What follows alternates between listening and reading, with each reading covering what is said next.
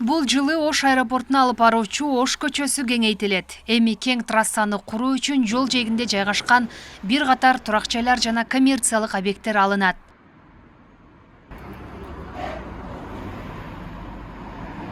Азырынча так канча үй сноско кетери жана алардын жалпы аянты адистер тарабынан аныкталууда. Мында тургундар тынчсызданбаса да болот, анткени шаар бийлиги ар бир алынган турак жай үчүн мыйзам чегинде компенсация төлөнөрүн билдирди. Канча үй 4 болсо жолдун кеңдиги, ошого канча үй кире турган болсо, канча үй толугу менен бузулат, ал эми канча үй жарым жартылай бузулат, канча үй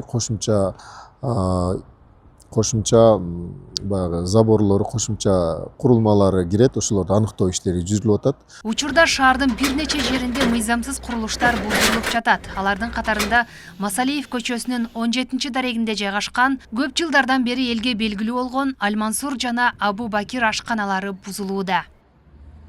Кылып атат тазалап. Элге да жакшы болот. Кафелер тоскоолдук жаратып эле атат. Мына көрүп турасызбы өзүңүз. Ошо өз иретке келтирип коюш керек. Бир жолу элеги мына үйдөгүлөр ham жалуусса кылып атат качандан бери акыбары.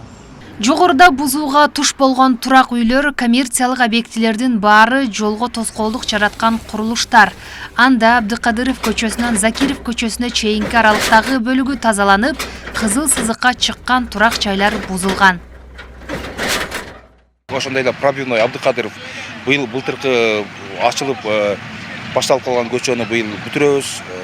Бул көчөлөрдүн баары ошол союз мезгилинен бери жасалып элек. Ошол көчөлөрдү быйыл пландап, мына капиталдык оңдоо түзөө иштерине, реконструкция иштерине киргизип атабыз жумуштарды. Ош шаардык мэриясына былтыркы жылы сноско туш келди делип кенемте төлөп берүү боюнча 1260 турак жай ээлеринен арыз түшкөн. Мындан сырткары бул маселеде 520 коммерциялык объектилер кайрылган. Дээрлик анын 30% берилип, калганын чечүү бүгүнкү күндө каралууда. Шаар бийлиги аларга кенемте төлөнбөй турганын, бирок маселе башка жер берүү сунушу менен чечиле турганын билдирген.